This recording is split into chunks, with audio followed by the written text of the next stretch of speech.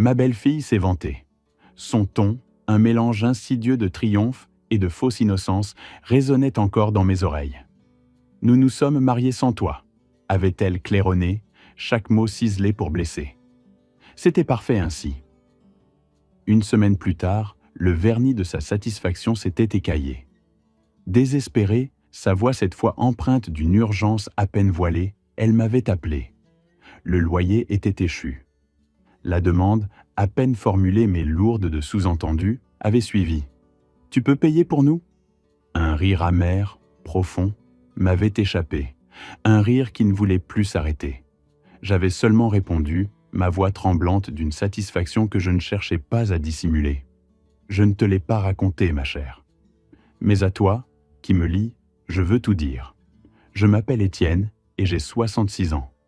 Je n'aurais jamais imaginé qu'à ce stade de ma vie, alors que mes cheveux grisonnaient, je devrais faire face à une trahison aussi profonde de la part de ma propre famille.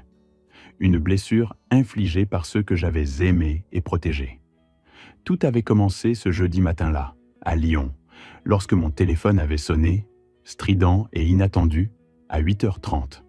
C'était Montserrat, ma belle-fille. Son nom s'était affiché sur l'écran. Et déjà, une légère anxiété m'avait étreint. Sa voix avait cette mélodie faussement enjouée que j'avais appris à reconnaître au fil des 5 années qu'elle fréquentait mon fils, David. Un ton doux en surface, mielleux même, mais avec toujours quelque chose de venimeux, de calculé, qui rampait juste en dessous, comme une vipère sous des pétales de rose. « Étienne, j'ai des nouvelles merveilleuses à partager avec toi », m'avait-elle dit, sa voix pétillante d'une joie forcée. Pendant un instant, mon cœur s'était emballé d'un espoir inattendu. J'avais pensé, dans ma naïveté de père, qu'elle allait m'annoncer une grossesse, la perspective d'un petit enfant, ou une promotion pour David à son bureau à Lyon. Une bonne nouvelle, une vraie, qui aurait pu réchauffer nos relations glaciales. « Qu'est-ce qui se passe, ma chère ?» avais-je répondu, m'asseyant plus confortablement sur ma chaise préférée, près de la fenêtre de la cuisine. Le soleil matinal commençait à inonder la pièce.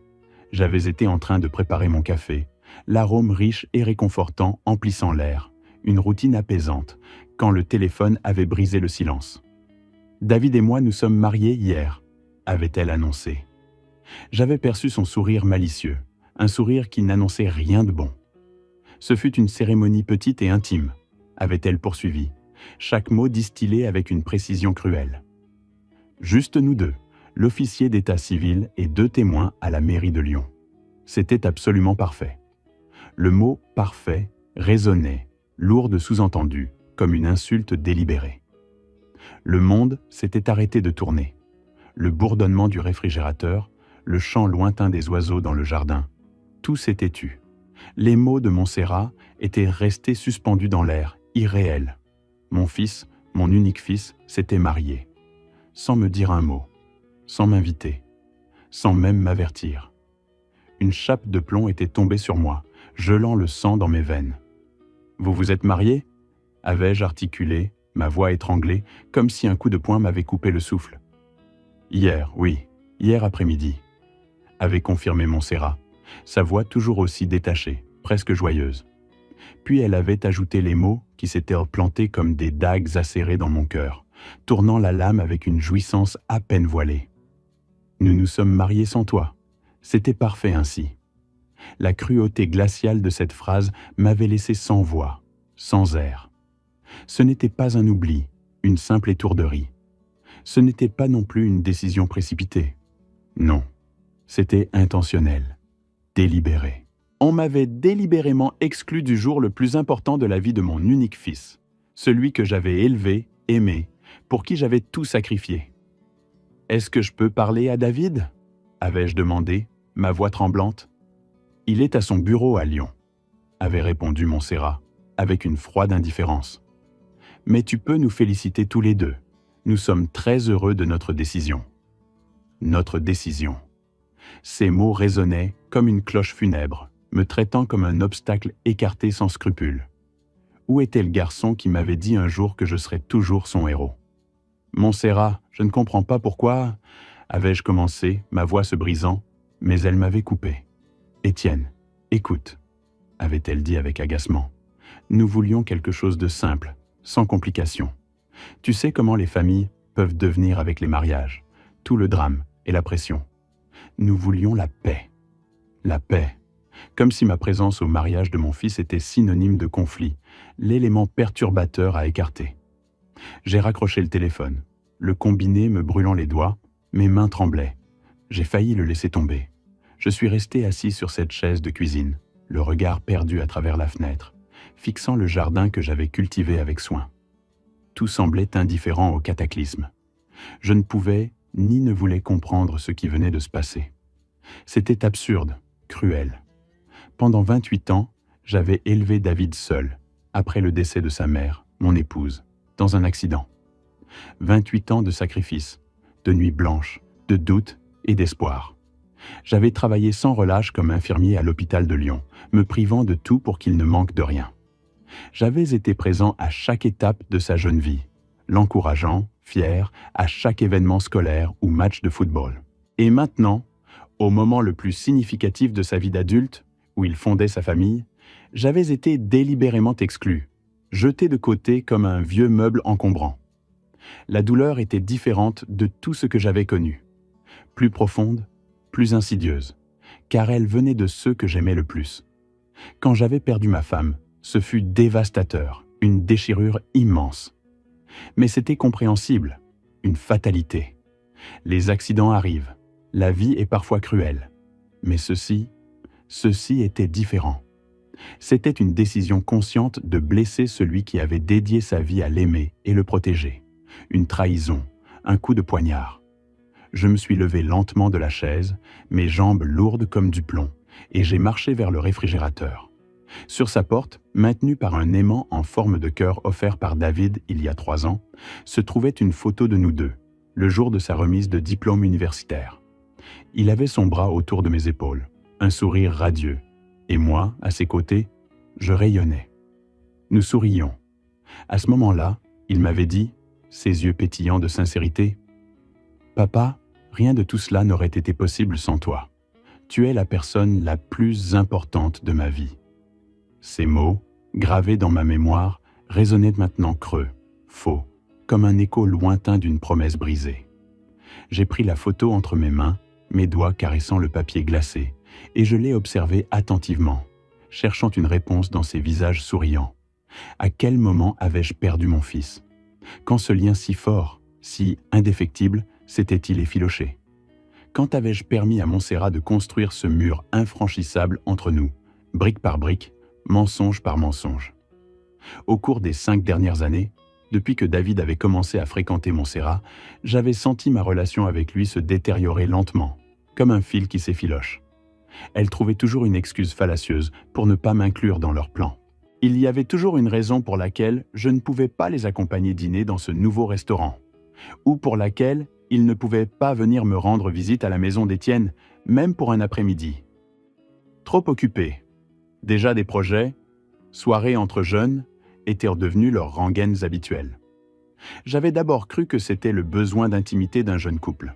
Mais avec le temps, il était devenu évident que c'était une stratégie délibérée pour m'isoler, me couper de mon propre fils, jusqu'à ce que je devienne une simple ombre dans sa vie. Montserrat avait œuvré systématiquement pour éloigner David de moi, et elle avait réussi. Le silence de la maison d'Étienne fut brisé par la sonnerie inattendue du téléphone. C'était David. Mon cœur, lourd d'angoisse, s'accéléra d'une lueur d'espoir folle et irrationnelle. Peut-être appelait-il pour s'expliquer, pour s'excuser, pour me dire que tout cela n'était qu'une méprise. « Papa », sa voix résonna, distante, presque formelle, comme s'il parlait à un étranger. Le ton me glaça le sang, rappelant la froideur de nos dernières conversations. « Montserrat m'a dit qu'elle t'avait déjà annoncé la nouvelle, David ?» dis-je, luttant pour maintenir ma voix calme, pour ne pas laisser transparaître ma douleur et ma colère. « Je n'arrive pas à croire que tu te sois marié sans rien me dire. Je suis ton père. J'avais le droit d'être là, de partager ce moment. » Un silence lourd s'installa, si long qu'il me parut une éternité. Puis, il répondit, ses mots semblant peser, récités. « Écoute, papa, nous avons décidé que nous voulions quelque chose de simple, sans stress, sans pression. Tu sais comment les choses peuvent devenir compliquées quand il y a trop de monde impliqué. C'étaient les mots exacts que Montserrat avait utilisés, comme s'ils avaient répété leur réponse à l'unisson. Trop de monde, David? Je suis ton père. Je ne suis pas trop de monde. Ma voix trahissait une pointe d'amertume. Ne sois pas dramatique, papa, c'est fait. Nous espérons que tu pourras te réjouir pour nous. Dramatique. Mon propre fils me traitait de dramatique parce que j'étais blessé, exclu de son mariage, de l'un des jours les plus importants de sa vie. Tu te réjouis? Demandai-je, sentant les larmes piquer mes yeux. Une brûlure familière et dévastatrice. Bien sûr que je me réjouis. J'aime Montserrat et elle m'aime. C'est la seule chose qui compte. La ligne se coupa. Le silence revint, plus lourd, plus froid qu'avant, emplissant la pièce. Je restais assis dans mon salon, le combiné à l'oreille, le regard perdu. Les larmes, que j'avais si désespérément retenues, déferlèrent. Je pleurais comme je n'avais pas pleuré depuis des années, non seulement pour ce mariage volé, cette cérémonie à laquelle je n'avais pas eu le droit d'assister, mais pour la réalisation déchirante que j'avais perdu mon fils bien avant ce jour.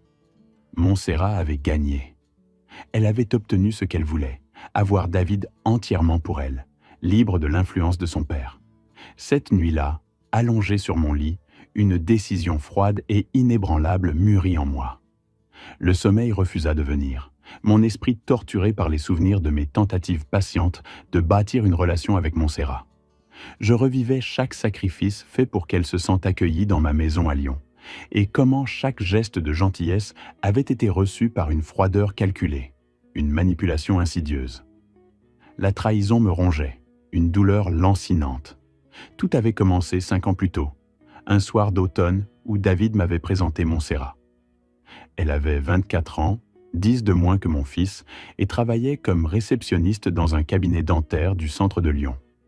Jolie, avec ses longs cheveux blonds et ses yeux verts perçants, elle dégageait pourtant une froideur calculée derrière sa politesse, me mettant mal à l'aise. L'air du petit bistrot semblait lourd de pressentiments. « C'est un plaisir de vous rencontrer, Étienne », m'avait-elle dit, sa voix douce, sa poignée de main ferme. Son sourire était parfait, mais ses yeux, scrutateurs, ne souriaient au pas. Ils analysaient, comme ceux d'un prédateur. « David m'a beaucoup parlé de vous », avait-elle ajouté, une phrase anodine qui résonnait étrangement. Durant ce dîner, l'ambiance devint vite tendue. Montserrat nous interrompait constamment, David et moi. Chaque fois que nous évoquions un souvenir de son enfance ou que David s'intéressait à mon travail, elle ramenait habilement la conversation à leur projet, à ses propres ambitions. Au début, j'avais mis cela sur le compte de la nervosité, lui accordant le bénéfice du doute. Mais les signaux d'alarme s'étaient multipliés, sonnant de plus en plus fort dans mon esprit. 2 mois plus tard, David me demanda 2000 € pour une formation d'assistante dentaire pour Montserrat. « C'est un investissement dans notre avenir, papa », m'avait-il dit, les yeux brillants d'espoir, promettant un remboursement rapide. J'avais ses économies pour ma cuisine, mais l'étincelle dans les yeux de mon fils m'empêcha de refuser. Je lui donnai l'argent, le cœur léger à l'idée d'aider leur futur. Montserrat n'a jamais suivi ce cours. 3 semaines après, elle affichait fièrement un sac à main de créateur à 800 €. Quand je l'interrogeai, elle répondit avec un sourire désarmant que la formation était reportée à cause de dépenses imprévues. Ce fut le premier d'une longue série de prêts jamais remboursés. 6 mois plus tard, David me demanda 3000 € de plus, invoquant une urgence familiale pour la mère de Montserrat. J'appris plus tard, par David gêné, que l'urgence n'était qu'un prétexte pour rénover le salon de sa belle-mère. Au bout de la première année de leur relation, j'avais déjà prêté la somme considérable de 8500 € au jeune couple. Toute tentative d'aborder le remboursement se heurtait à l'offense de Montserrat, ses yeux verts se durcissant. David la défendait avec ferveur, me traitant de matérialiste et répétant que la famille s'entraide sans condition. Ces mots me giflaient, me faisant douter de ma générosité. Mais les problèmes financiers n'étaient que la partie émergée de l'iceberg. Montserrat avait lancé une campagne subtile, mais implacable, pour éloigner David de moi.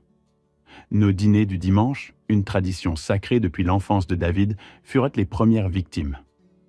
Ce rituel réconfortant, où nous partagions joies et peines, où résonnaient les rires de David enfant et les discussions animées autour de mon rôti, devint un lointain écho. À chaque invitation, Montserrat avait une excuse toute faite. Ma cousine est en visite, un mariage d'amis, ou David m'a promis ce nouveau restaurant. Chaque refus entaillait le lien avec mon fils. Progressivement, nos dîners dominicaux s'espacèrent, puis disparurent, laissant un vide douloureux. Pour les 30 ans de David, j'avais voulu marquer le coup. J'organisais une fête surprise mémorable dans ma maison à Lyon, invitant amis et collègues. Pendant des semaines, je préparais ses plats préférés et commandais un gâteau spécial, porté par l'excitation et l'amour paternel, imaginant sa joie. 2 jours avant, Montserrat m'appela. Il partait en escapade romantique pour l'anniversaire de David. Mon cœur se serra. J'avais tout organisé. David ne m'a rien dit, lui dis-je, confus et amer. C'était mon idée, répondit-elle, sa voix douce mais ferme. Plus romantique de fêter ça seule, en couple. Je suis sûr que tu comprends, Étienne. Son ton condescendant, presque triomphant, me fit rougir. Je dus annuler la fête, rappelant les invités un par un, expliquant l'absence du fêté. Ce fut une humiliation cuisante, chaque appel soulignant l'échec et la distance grandissante avec mon fils. Pourtant, ce moment n'était peut-être pas le pire. Le souvenir le plus lancinant remontait à 2 ans, aux fêtes de Noël. Pendant 28 ans, David et moi avions eu pour tradition de passer le réveillon ensemble dans ma maison à Lyon. Un rituel sacré. Ouvrir les cadeaux le matin, le salon embaumant le pain, déjeuner de pancakes devant des films de Noël, le feu crépitant, puis préparer le dîner, riant et partageant des souvenirs. Le 23 décembre, David m'appela, sa voix distante. Il m'annonça qu'il ne viendrait pas.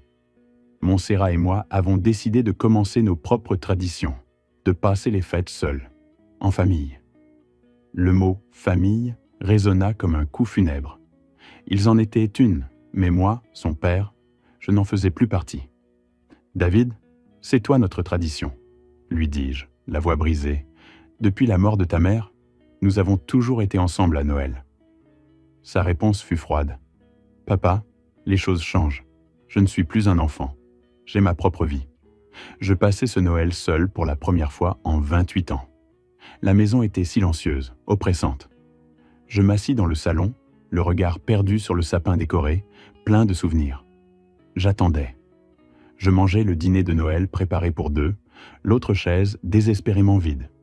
Le silence était assourdissant. C'est là que j'aurais dû poser des limites, dire « ça suffit ».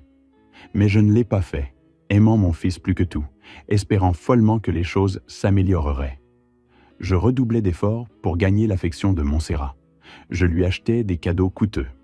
Quand ils déménagèrent il y a 18 mois, je leur donnais 5 000 € pour le raconte et les meubles. Je payais 1 200 € pour les réparations de la voiture de Montserrat. J'étais leur filet de sécurité. Mais chaque fois que j'avais besoin de la compagnie de mon fils, d'un appel ou de son temps, il y avait toujours une excuse, un engagement plus important. Le mois dernier, cloué au lit par une grippe tenace, je demandais à David de me chercher des médicaments. Sa réponse fut un coup de poignard. Il ne pouvait pas. Montserrat avait prévu une journée au spa pour eux deux. Une journée au spa était plus importante que de prendre soin de son père malade. Ce fut une pilule amère à avaler. Allongé dans mon lit à Lyon, je repassais ces trahisons silencieuses. Je réalisais douloureusement mon idiotie. J'avais financé ma propre exclusion. Chaque euro donné avait servi à construire une vie qui m'excluait délibérément. J'avais élevé David pour qu'il soit bon, honnête et loyal.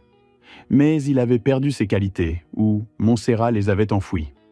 Le mariage secret n'était pas une surprise, mais l'aboutissement logique de 5 années d'exclusion systématique.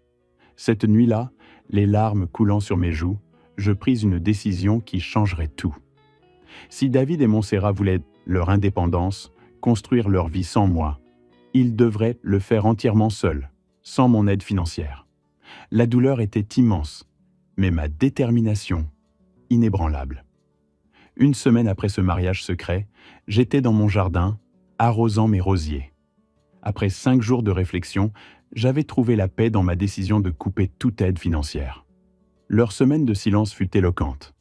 Pas un appel, pas un message de mon fils. Cela confirmait ce que je savais déjà. Pour eux, je n'existais que lorsqu'ils avaient besoin de quelque chose. Quand le nom de Montserrat s'afficha sur mon téléphone, j'hésitais à répondre, mais la curiosité l'emporta. Sa voix, paniquée et anxieuse, contrastait avec le triomphe d'une semaine auparavant. « Étienne » dit-elle. « Oui, c'est moi » répondis-je, ma voix neutre. « J'ai besoin de te parler d'urgence. » Elle sanglotait. Il s'est passé quelque chose de terrible. Mon cœur de père s'emballa. « Qu'est-ce qui s'est passé? David va bien ?» demandai-je. « David va bien physiquement » répondit Montserrat, sanglotant. « Mais Étienne, nous sommes dans une situation désespérée. Nous avons besoin de ton aide. » La vraie raison de l'appel se révéla. Pas une urgence médicale, mais de l'argent. Toujours de l'argent. Une confirmation amère. « Quelle sorte de situation ?» demandai-je. Le silence pesant confirma mes craintes. « C'est le loyer » dit Montserrat, sa voix tremblante de sanglots. « Il est échu depuis hier et nous n'avons pas l'argent. Le propriétaire nous a donné jusqu'à lundi, sinon c'est l'expulsion. » 5 jours après un mariage et une lune de miel de luxe, étalée sur les réseaux sociaux par David, il n'avait plus un sou pour les dépenses élémentaires. À Lyon, le soleil couchant projetait des ombres sur ma pelouse, mais mon cœur restait froid. « Combien est le loyer ?» demandai-je. Je connaissais déjà la réponse, ayant payé la caution de cet appartement 18 mois auparavant. Un geste amer. « 1 500 €, répondit Montserrat. « C'est une urgence, Étienne. Si nous ne payons pas, nous serons à la rue. » Tendu. Un euphémisme pour 5 ans de manipulation, d'exclusion, de cruauté, où j'étais leur portefeuille. Les appels ignorés, les invitations oubliées, les regards fuyants de David. Un tableau douloureux et épuisant. « Où est David ?» demandai-je, ma voix gardant une neutralité forcée. « Pourquoi ne m'appelle-t-il pas lui-même ?» Un silence pesant, avant qu'elle ne réponde, hésitante. « Il est trop honteux pour te parler. Il se sent terrible pour le mariage, mais tu sais, les hommes et les émotions. Quelle commodité. Trop honteux pour appeler, mais pas pour envoyer sa femme me manipuler. L'odeur des roses de mon jardin, habituellement si apaisante, me semblait soudain étouffante. « Montserrat » dis-je finalement, m'asseyant sur le banc de pierre de mon jardin, le téléphone à l'oreille. « Tu m'as dit il y a 1 semaine que vous vous étiez mariés sans moi parce que vous vouliez l'indépendance, la paix, construire votre vie sans complications. »« Oui, mais c'est différent, » répondit-elle rapidement, sa voix reprenant une urgence calculée. « C'est une urgence temporaire. Une fois cette crise passée, nous serons indépendants. » C'était la même rengaine, les mêmes promesses creuses que j'entendais depuis 5 ans.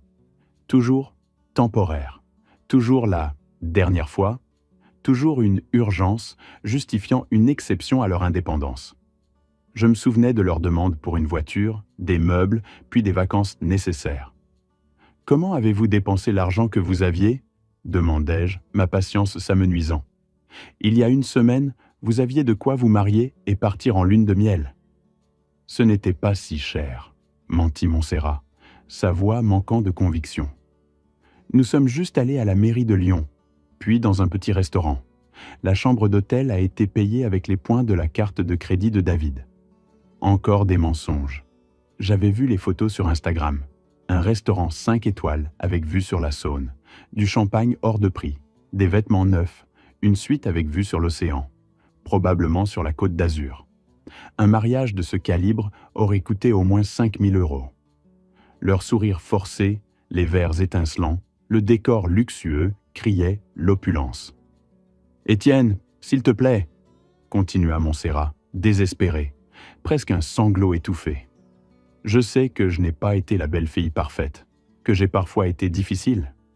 Mais il s'agit de David, de ton fils. Tu ne peux pas nous laisser à la rue. » Voilà, la manipulation habituelle. Quand les excuses ne fonctionnaient plus, Montserrat recourait à la culpabilité émotionnelle, faisant de tout refus une trahison envers mon fils. C'était une arme qu'elle maniait avec précision, et j'en étais las. « Qu'est-il arrivé à vos emplois ?» demandai-je. Je savais déjà l'issue de cette conversation, Mais c'était une dernière tentative de comprendre l'étendue de leur irresponsabilité. « David a perdu 2 jours de salaire pour la lune de miel », expliqua Montserrat. « Et moi, j'ai démissionné de mon travail au cabinet dentaire parce que le docteur était horrible. » Bien sûr qu'elle avait démissionné. En 5 ans, Montserrat avait eu 7 emplois, toujours avec une raison pour laquelle ça ne fonctionnait pas. Patron horrible, collègues envieux, horaires inconvénients, salaire insuffisant. Une spirale d'instabilité sans fin. « Quand as-tu démissionné » demandai-je d'un ton sec. « Il y a 3 semaines », admit Montserrat à contre-cœur. 3 semaines.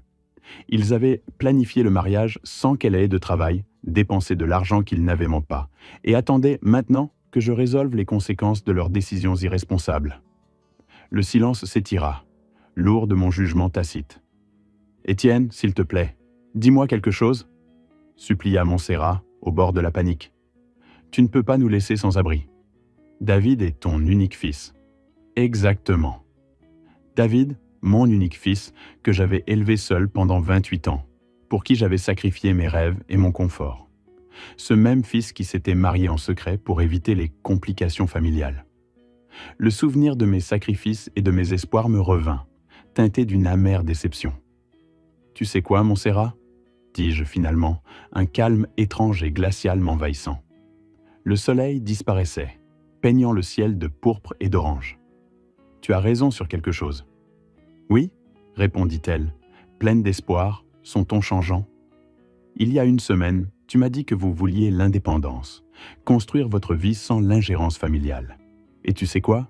Tu avais entièrement raison. »« Je ne comprends pas, » dit Montserrat, sa voix prudente, l'espoir mêlé à l'incertitude. « La véritable indépendance, expliquai-je d'une voix ferme, signifie être responsable de ses décisions et de leurs conséquences, sans dépendre des autres pour résoudre les problèmes que vous avez créés.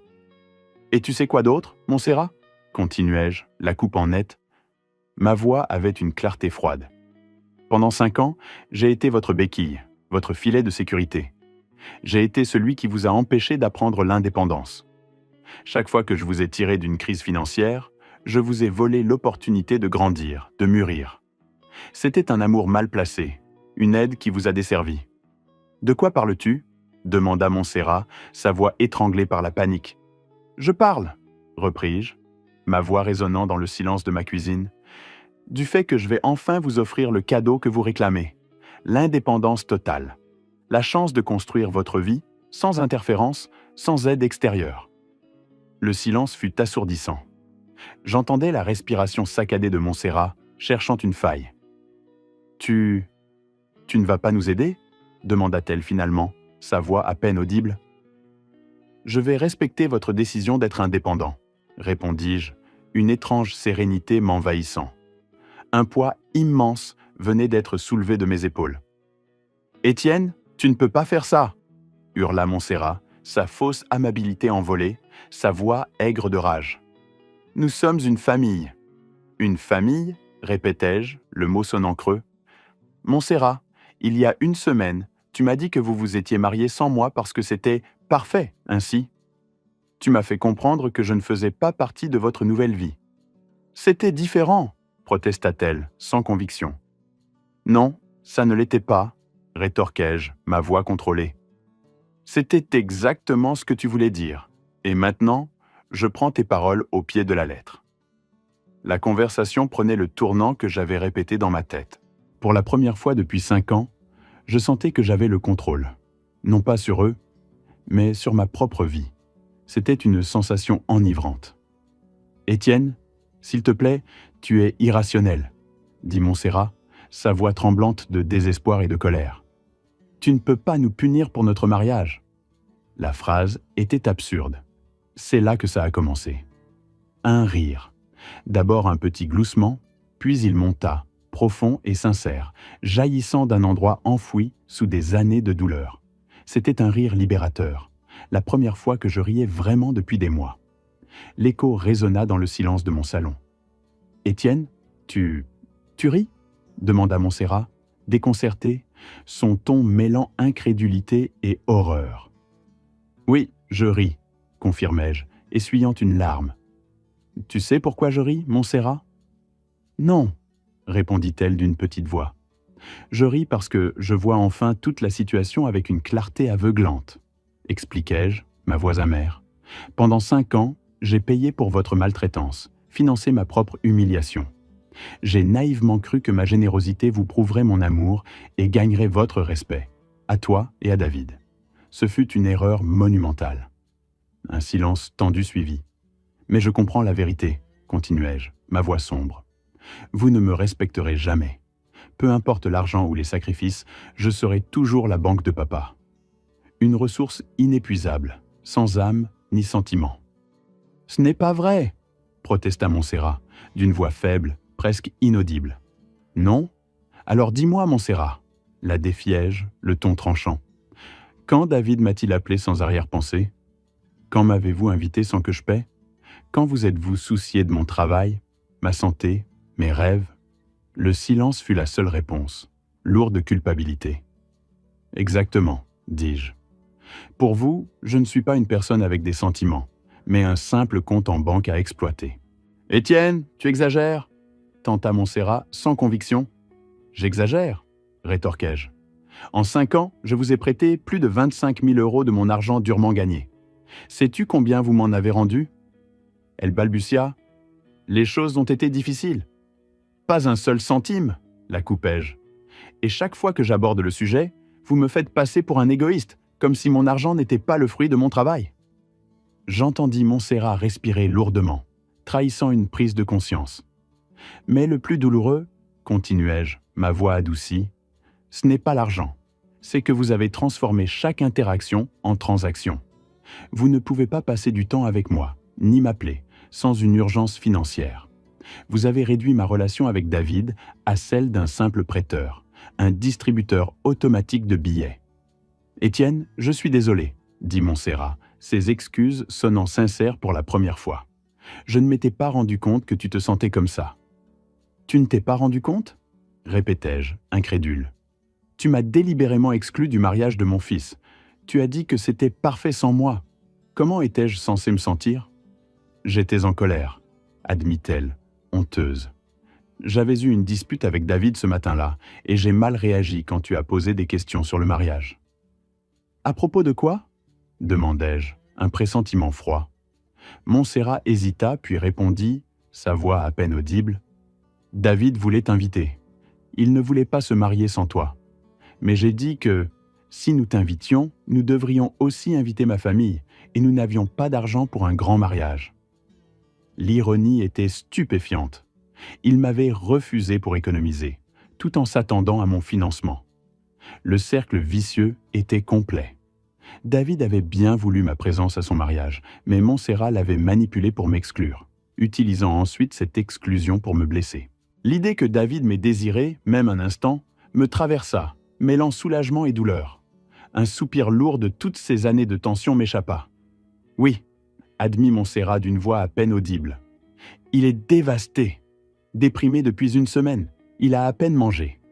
Il ne cesse de répéter que j'ai gâché la chose la plus importante de sa vie. » Elle ajouta que David passait ses journées prostré, le regard vide, refusant ses appels. Un frisson me parcourut en imaginant mon fils dans un tel état.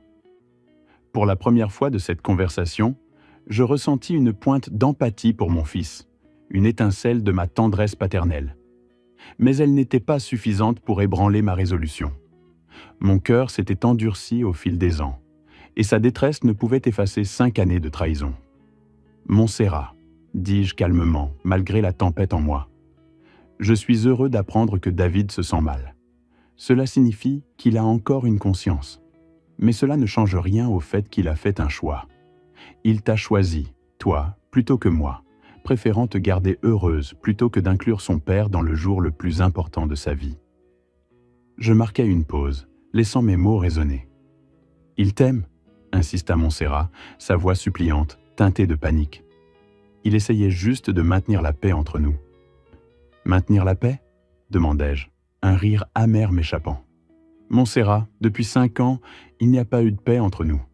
Tu as été en guerre contre moi dès le premier jour, travaillant systématiquement pour éloigner David de moi, et tu as finalement réussi. » Le souvenir de ces années de lutte et de manigance me revint.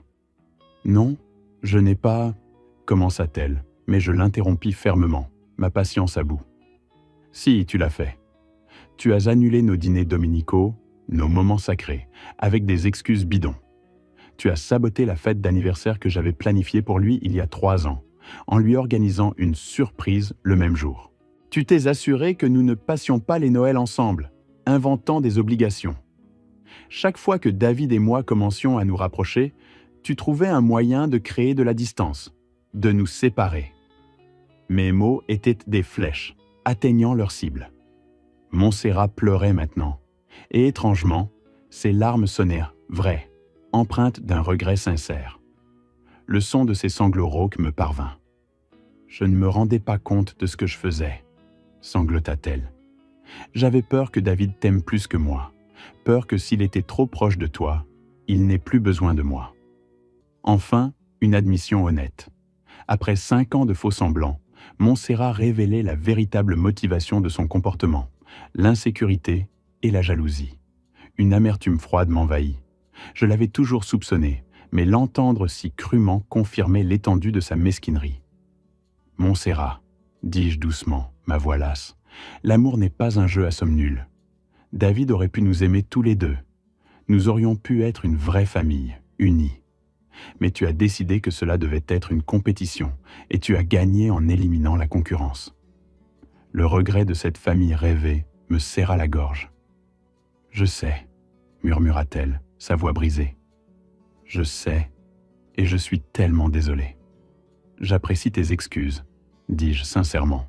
« Vraiment, mais elles ne défont pas 5 ans de dégâts.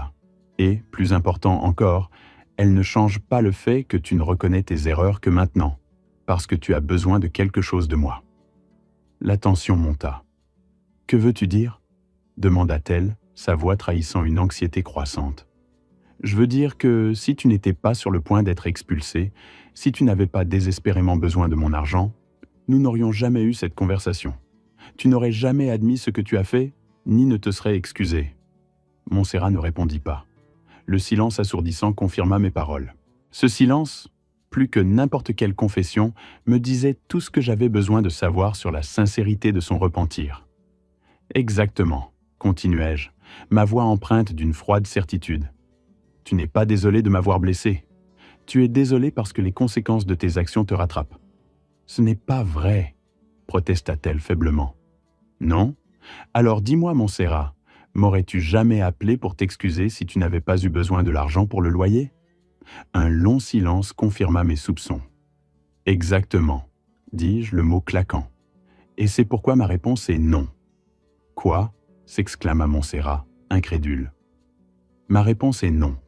Je ne vais pas vous donner l'argent pour le loyer. »« Mais je viens de m'excuser.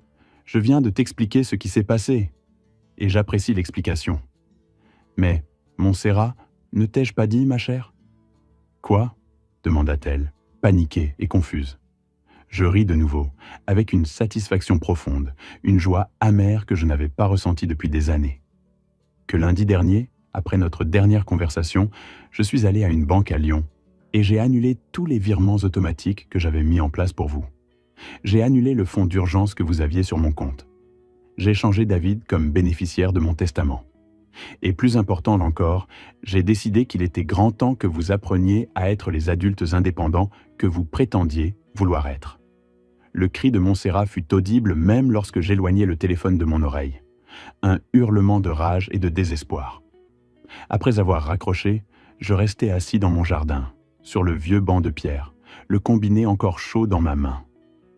Le soleil se couchait sur Lyon, mais je ne voyais rien. Pour la première fois en 5 ans, j'avais dit non à une demande d'argent de David et Montserrat. Je n'avais pas cédé aux larmes, à la manipulation ou à la culpabilité. J'avais tenu bon, et même si je savais que les conséquences seraient significatives, je me sentais étrangement en paix. Une paix fragile, certes, mais une paix tout de même.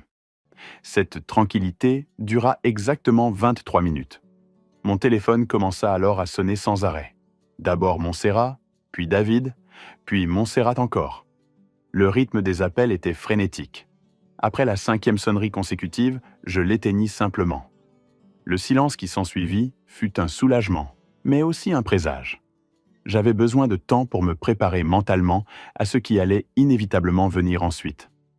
À 18 heures, alors que l'obscurité enveloppait le jardin, je décidai de rallumer mon téléphone pour consulter les messages. J'avais 17 appels manqués et 14 messages textes. La tempête ne faisait que commencer. Je les ai tous lus, ces messages, avec un mélange amer de tristesse et de détermination. Mon attention était rivée sur l'écran lumineux. Chaque mot, un coup de poing. Les premiers messages de Montserrat étaient désespérés et pressants. « Étienne, s'il te plaît, reconsidère », lisais-je, sa fausse douceur résonnant. « Nous pouvons en parler comme des adultes. David est dévasté. Il ne peut pas croire que son père lui tourne le dos. Nous sommes prêts à signer un contrat de prêt avec intérêt. Rappelle-moi. » Malgré le ton mielleux, je sentais la menace sous-jacente. Mais ce furent là les messages de David qui me brisèrent le cœur. « Papa, je sais que j'ai fait une bêtise avec le mariage. On peut en parler. Ne laisse pas ça détruire notre relation. Rappelle-moi. » Puis, Montserrat m'a parlé de votre conversation. Il y a des choses que je dois t'expliquer. Enfin, le coup de grâce. Papa, nous sommes une famille. On n'abandonne pas sa famille comme ça. Chaque mot ravivait des douleurs anciennes. Ce dernier message me mit hors de moi. Après 5 ans, à tendre la main, à pardonner, à venir à la rescousse, à faire d'innombrables sacrifices, David m'accusait d'abandonner la famille. L'ironie était amère. À 19 heures, le silence de ma maison à Lyon devenait pesant. Je décidai qu'il était temps d'avoir une conversation directe avec mon fils sans Montserrat. J'hésitai un instant avant d'envoyer « David, tu peux venir à la maison à 20 heures. Nous pouvons parler, mais sans Montserrat. » La réponse fut quasi instantanée. « Merci, papa. Je serai là. » Lorsque David arriva, son apparence était alarmante. Traits tirés, cernes profondes, cheveux ébouriffés, il portait les mêmes vêtements froissés que j'avais vus sur des photos Instagram datant de 2 jours. Il ressemblait à une ombre de lui-même, n'ayant ni dormi ni mangé correctement. Une vague de tristesse et d'inquiétude me submergea, malgré ma résolution de rester ferme. « Papa !» dit-il d'une voix rauque dès que j'ouvris la porte, son regard fuyant le mien. « Merci de me laisser venir. » J'acquiesçai, mon expression neutre. « Entre !» dis-je, le guidant vers le salon. Nous nous assîmes aux extrémités opposées du vieux canapé, l'espace physique reflétant la cruelle distance émotionnelle entre nous. « Montserrat m'a parlé de votre conversation cet après-midi, » commença David, évitant mon regard. « Papa, je sais que les choses se sont compliquées entre vous deux, mais tu ne peux pas nous punir financièrement pour des problèmes relationnels. » Le mot « punir » résonna, piquant ma patience. « Nous punir ?» répétai-je, ma voix basse mais tendue, sentant la frustration monter. C'était toujours la même rengaine. « David, crois-tu vraiment que c'est une punition ?» Je le fixais, cherchant une once de compréhension. « Qu'est-ce que ça pourrait être d'autre ?» rétorqua-t-il, l'agressivité perçant sa fatigue. « Tu sais que nous n'avons pas l'argent pour le loyer. Tu sais que nous allons nous retrouver à la rue si tu ne nous aides pas. » Le chantage émotionnel était à peine voilé, me frappant toujours là où ma culpabilité de père était la plus vulnérable. « David, » dis-je, m'efforçant de maintenir ma voix calme, de ne pas laisser l'amertume transparaître. « Pendant 5 ans, je vous ai tiré d'innombrables crises financières. J'ai payé vos loyers en retard, vos réparations de voitures, vos factures médicales exorbitantes, vos dettes de carte de crédit. J'ai donné plus de 25 000 €, sans jamais revoir un centime. Ce chiffre résonne encore. Et nous t'en sommes reconnaissants, dit-il vivement, trop vite. Vraiment ? Rétorquai-je, un sourire amer aux lèvres. Chaque fois que j'évoque l'argent, vous me faites sentir comme une personne horrible, coupable de la simple pensée de le mentionner.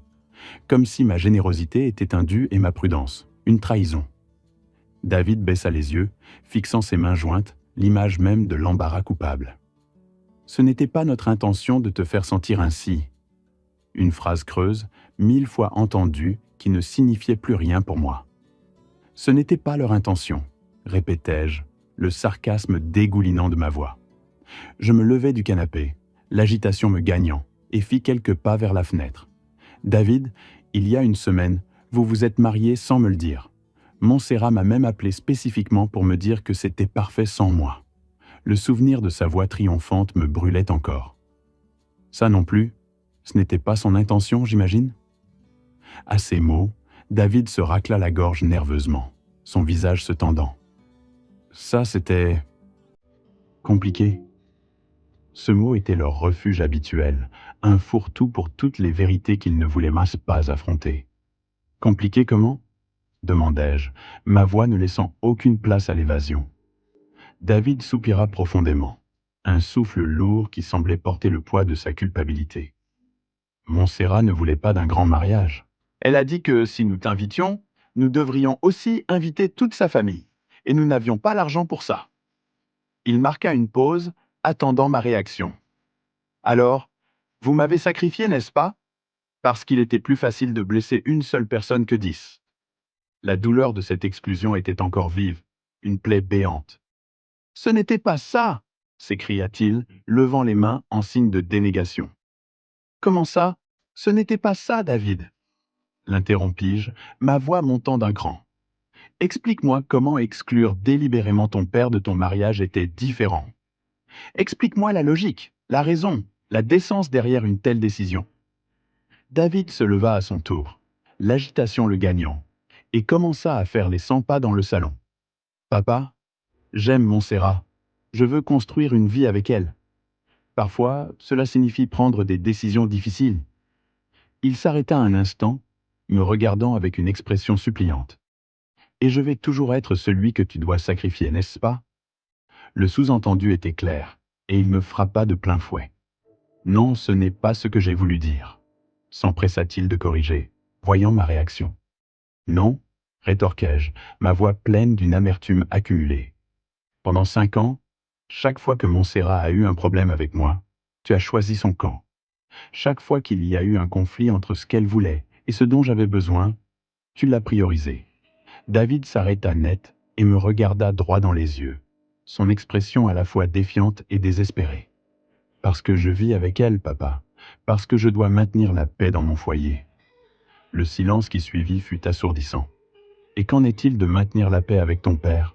Demandai-je, ma voix tremblante d'une colère contenue. Qu'en est-il de respecter l'homme qui t'a élevé seul pendant 28 ans, qui a tout sacrifié pour t'offrir un avenir? David détourna le regard, puis le ramena sur moi, une lueur étrange dans ses yeux. Tu es fort, dit-il, comme si cette simple phrase était une explication suffisante, une absolution. Tu as toujours été fort. Tu peux gérer ces choses mieux que Montserrat. Ces mots furent une gifle. Ma prétendue force avait été une excuse commode pour me blesser sans remords. C'était une amère révélation, une trahison. David, dis-je lentement, as-tu déjà envisagé que je suis fort parce que j'ai dû l'être? Que je ne devrais pas avoir à l'être tout le temps? As-tu pensé que ton père aussi a besoin d'être pris en charge, protégé, aimé sans condition? Son silence fut ma seule réponse, lourd de non-dit et d'une prise de conscience tardive. David n'avait visiblement jamais envisagé cela. Le silence s'épaississait. Pendant 5 ans, j'avais été leur pilier financier, résolvant tous leurs problèmes d'argent. Mais s'était-il jamais soucié des miens? M'avait-il seulement demandé si j'allais bien? Bien sûr que nous nous soucions de toi, papa, protesta David, sa voix brisée, presque inaudible. Vraiment? Je le regardais, cherchant la vérité. Alors, dis-moi, David, repris-je, ma voix basse et amère, quand est la dernière fois que tu m'as appelé juste pour prendre de mes nouvelles? Pas par besoin, mais simplement pour discuter?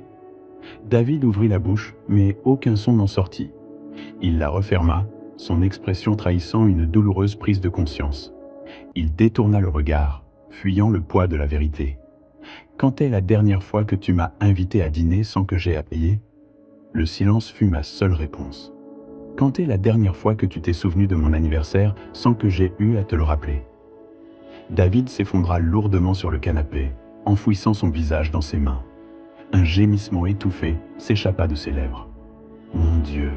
murmura-t-il, sa voix pleine de désespoir. « Quel genre de fils suis-je devenu ?» C'est à cet instant que j'ai su.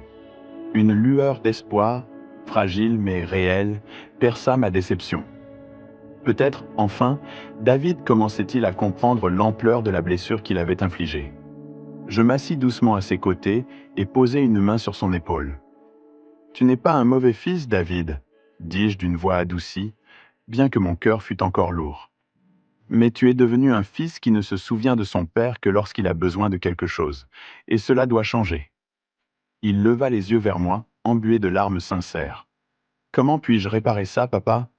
Demanda-t-il, sa voix tremblante. Comment compenser 5 années d'égoïsme? Je pris une profonde inspiration. Tu commences par accepter les conséquences de tes décisions, répondis-je, ma voix retrouvant sa fermeté. Vous avez choisi l'indépendance, de vous marier sans moi, pour éviter les complications familiales. Très bien. Vivez cette indépendance pleinement. Mais cela signifie que vous allez vous retrouver sans logement. C'est la conséquence d'avoir dépensé de l'argent que vous n'aviez pas pour un mariage et une lune de miel, alors que vous saviez que Montserrat avait quitté son travail. David resta silencieux un long moment, le poids de mes paroles s'abattant sur lui. Il y a autre chose que tu dois savoir, dit-il finalement, sa voix à peine un murmure. Quelque chose à propos de Montserrat. Mon cœur se serra, pressentant une révélation douloureuse. Une angoisse froide me saisit. Qu'y a-t-il à propos de Montserrat? Demandai-je, bien qu'une partie de moi n'était pas sûre de vouloir entendre la réponse. David inspira profondément, ses mains tremblant légèrement, avant de confesser un secret. Elle a menti à propos de l'argent, dit-il enfin, les mots s'échappant. À propos de beaucoup d'argent. Mon estomac se noua. Que veux-tu dire? L'argent que tu lui as donné pour le cours d'assistante dentaire il y a 4 ans? Oui, dis-je, je me souviens. Elle l'a utilisé pour un cours, oui, mais pas celui qu'elle t'a dit. Elle a suivi un cours de maquillage professionnel. Quand l'affaire n'a pas fonctionné après 6 mois, elle ne te l'a jamais dit. Je traitais l'information, chaque mot s'enfonçant. Le silence était lourd. Quoi d'autre? Les 1 000 € pour l'urgence familiale de sa mère. Il n'y a pas eu d'urgence. Sa mère voulait rénover sa salle de bain et Montserrat lui a dit que nous pouvions aider. Quand tu lui as posé la question, elle m'a demandé de mentir et de dire que c'était pour le salon. Chaque révélation transperçait ma confiance. Les 1 200 € pour réparer sa voiture l'année dernière? La voiture allait bien. Elle voulait l'argent pour s'acheter un bracelet en diamant. David, dis-je, sentant la trahison et la colère m'envahir. Depuis combien de temps es-tu au courant de ces mensonges?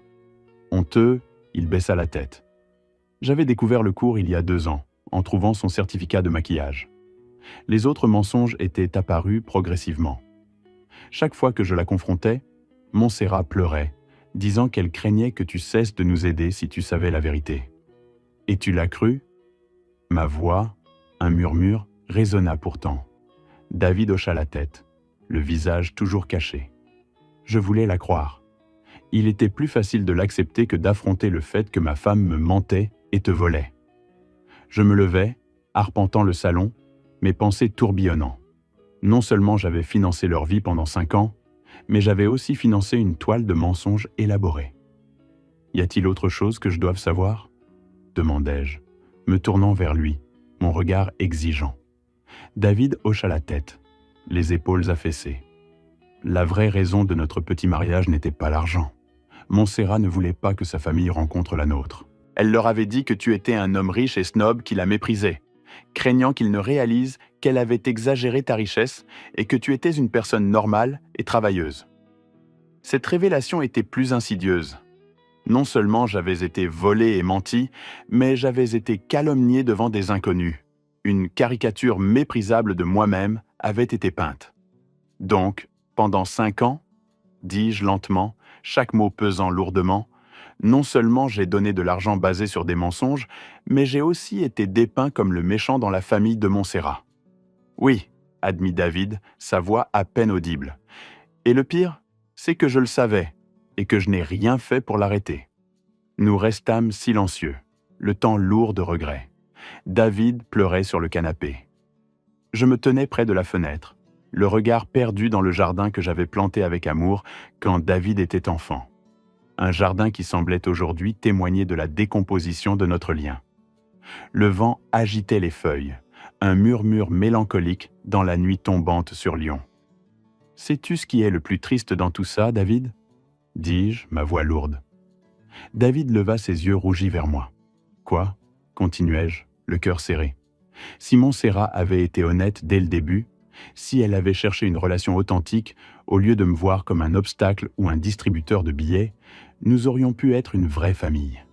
J'aurais été heureux de les aider occasionnellement, de leur offrir un coup de pouce quand ils en auraient eu besoin, si cela avait été le fruit d'un respect mutuel, d'une affection sincère, comme j'avais toujours fait pour toi enfant. Je sais, murmura David, la voix brisée. Mais au lieu de cela, poursuivis-je, elle a transformé chaque interaction en mensonge, en manipulation. Et toi, David, tu as choisi de le lui permettre. David s'essuya les yeux, son visage marqué par la honte et le chagrin. Il me regarda, un mélange de désespoir et de détermination. « Que puis-je faire pour arranger ça, papa ? Dis-moi quoi faire et je le ferai. » Je pris une profonde inspiration et me rasseyai. « D'abord, tu dois décider quel genre d'homme tu veux être. Celui qui permet à sa femme de voler et de mentir à son propre père, de le calomnier, ou celui qui protège et honore les personnes qu'il aime, qui défend la vérité et l'intégrité ? Je veux être meilleur, dit-il avec une conviction nouvelle, une flamme dans ses yeux. C'était la première fois que je l'entendais parler avec une telle force. Deuxièmement, tu dois décider quel genre de mariage tu veux avoir. Un mariage basé sur les mensonges et la manipulation, où la confiance est une illusion, ou un mariage basé sur l'honnêteté et le respect, où la transparence est la fondation et le soutien mutuel, le ciment. L'honnêteté et le respect, répondit-il sans hésitation. Alors, dis-je me penchant, tu dois avoir une conversation très sérieuse avec Montserrat sur les conséquences de ses actions. Non seulement envers moi, mais envers toi. Si elle peut me mentir sur l'argent pendant 5 ans sans scrupule, que d'autre peut-elle te cacher ? Je vis dans les yeux de David que cette question l'avait frappé de plein fouet. Le silence s'étira, lourd de cette nouvelle prise de conscience. Pour la première fois, il envisageait la possibilité terrifiante que si Montserrat pouvait être malhonnête avec les finances, elle pouvait l'être dans d'autres aspects de leur vie, sapant les fondations de leur union. Et troisièmement, continuai-je, vous devez apprendre à vivre avec les conséquences de vos décisions. Je ne vais pas vous sauver de cette crise financière. Je ne serai plus votre filet de sécurité. Vous devez trouver vos propres solutions. Cela signifie-t-il que tu ne nous aideras plus jamais financièrement ? Demanda David avec angoisse. Cela signifie que toute aide future sera très différente, expliquai-je. Elle sera basée sur une honnêteté totale, un respect mutuel et une relation authentique. Plus de sauvetage d'urgence, plus de prêts sans date de remboursement clair, plus de mensonges. La confiance, David, ça se gagne, ça ne se réclame pas. David hocha la tête. Je comprends. Et Montserrat, ajoutai-je, comprendra-t-elle ? Il me regarda, déterminé. Je vais m'assurer qu'elle comprenne. Nous nous sommes serrés dans les bras avant son départ. Ce fut un câlin long, silencieux et surtout authentique. Le premier que nous ayons partagé depuis des années, sans arrière-pensée financière. Je sentis le poids de son corps contre le mien, un mélange de soulagement et de tristesse. Les 2 semaines suivantes, David et Montserrat restèrent silencieux. Ma maison à Lyon me parut étrangement vide. Je m'inquiétais, me demandant si j'avais été trop dur, si je les avais poussés à la rue. Mais je me rappelais que les secourir constamment les empêchait de devenir responsables. Pour grandir en tant qu'adultes et construire une vie solide, ils devaient affronter les conséquences de leurs actes sans filet de sécurité. C'était une leçon difficile, mais nécessaire. 3 semaines plus tard, David m'appela. Sa voix avait changé, plus mûre, posée, l'angoisse habituelle remplacée par une assurance nouvelle. « Bonjour David, comment vont les choses ?» demandai-je, le cœur battant. « Bien, mieux que je ne l'espérais. » répondit-il, un sourire perceptible. Ils avaient obtenu une prolongation d'1 semaine pour le loyer en expliquant humblement leur situation. David avait enchaîné les doubles quarts à son bureau à Lyon et trouvé un second emploi dans un café. Montserrat avait enfin décroché un poste stable dans un bureau administratif à Lyon. « Nous avons dû déménager dans un appartement plus petit, » me dit-il, un 2 pièces exigu dans un quartier moins prisé, mais nous pouvons le payer nous-mêmes, sans aucune aide. « C'est merveilleux, David, » dis-je, empli de fierté. « Je suis vraiment fier de vous. Autre chose ?» Il hésita un instant. « Oui, Montserrat et moi avons commencé une thérapie de couple. Cela me surprit au plus haut point. Sérieusement? Oui, confirma-t-il. Notre conversation m'a fait réaliser que notre mariage était en péril, au-delà de l'argent. La malhonnêteté, la manipulation, notre comportement envers toi, tout cela empoisonnait notre relation. Montserrat a d'abord résisté à la thérapie, mais j'ai menacé de divorcer si elle ne faisait pas d'efforts. Elle a accepté. Comment ça se passe? C'est très difficile, papa, avoua-t-il, mais c'est bénéfique. Nous apprenons à communiquer honnêtement, à exprimer nos besoins. Montserrat commence à comprendre le mal qu'elle a causé, à toi et à notre relation, à la confiance brisée. 6 mois plus tard, David et Montserrat m'invitèrent à dîner dans leur nouvel appartement à Lyon. Plus petit que le précédent, au 3e étage d'un vieil immeuble, il était impeccablement propre et décoré avec soin, de meubles simples, achetés ou assemblés par eux. L'odeur d'un plat mijoté emplissait l'air. Montserrat était différente, plus humble, moins arrogante. Ses vêtements et son maquillage étaient discrets. Quand elle me salua, ses yeux n'avaient plus cette lueur calculatrice que je craignais. « Étienne, dit-elle d'une voix douce, presque timide, merci d'être venu. » Pendant le dîner, qu'ils avaient préparé avec amour, Montserrat me demanda formellement pardon pour des années de mensonges et de manipulation. Ses yeux fixés sur les miens, elle dit, la voix tremblante, « Je n'attends pas que tu me pardonnes immédiatement. Je sais que cela prendra du temps pour reconstruire ta confiance, mais je suis profondément désolé et engagé à être une meilleure personne, une meilleure belle-fille. Je ne l'ai pas pardonné cette nuit-là. Le pardon véritable ne peut être forcé. Il se construit sur des preuves tangibles. Mais je vis dans ses actions, et pas seulement dans ses paroles, qu'elle faisait un effort sincère et profond pour changer. Un petit espoir commença à germer en moi. David était aussi différent, plus attentif, plus prévenant.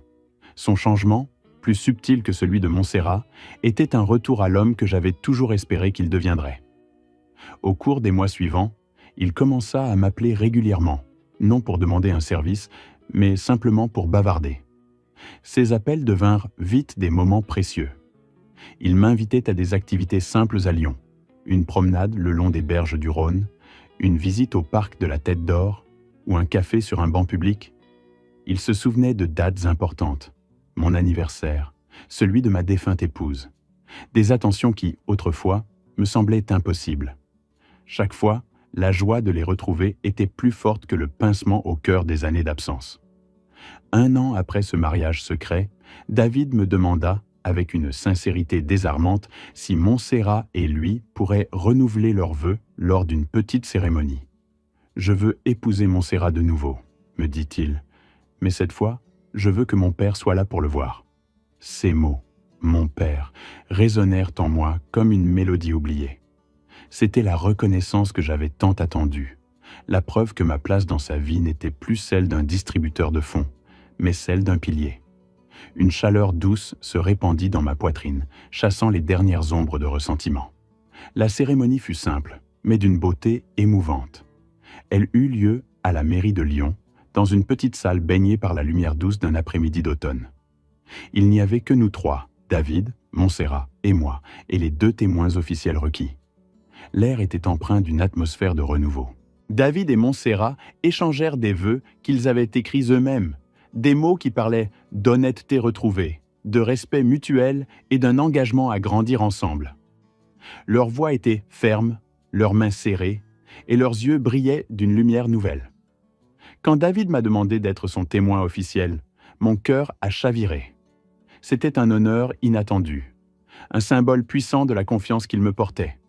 Des larmes de joie véritables ont brouillé ma vue, effaçant toutes les blessures passées, me rappelant la première fois, cette absence douloureuse. Ce moment-là, debout à leur côté, signant le registre, était une réparation. Après la cérémonie, Montserrat s'est approchée de moi. « Je sais que je ne pourrai jamais te rendre tout l'argent que je t'ai volé avec mes mensonges, » dit-elle, la voix chargée d'émotion. « Mais je veux commencer à te rembourser, même petit à petit. » Je lui ai répondu, ému, que l'argent n'importait plus. Ce qui comptait, c'était qu'elle ait appris que les relations ne se bâtissent pas sur des mensonges. 2 ans plus tard, ma relation avec David est enfin celle que je désirais. Imparfaite, mais réelle, honnête et mutuelle. Nous partageons rire, silence et conversations difficiles, toujours avec respect. J'ai appris que les décisions difficiles, même culpabilisantes, sont souvent celles qui nous libèrent, nous et nos proches. Refuser ce prêt pour le loyer fut la meilleure décision pour David, pour son mariage et pour moi. Je leur ai montré leur force à affronter les problèmes, et je me suis appris à mériter un amour véritable, inconditionnel. À 68 ans, j'ai compris qu'aimer ne signifie pas sauver l'autre des conséquences de ses choix, mais lui permettre d'apprendre et de grandir, même douloureusement.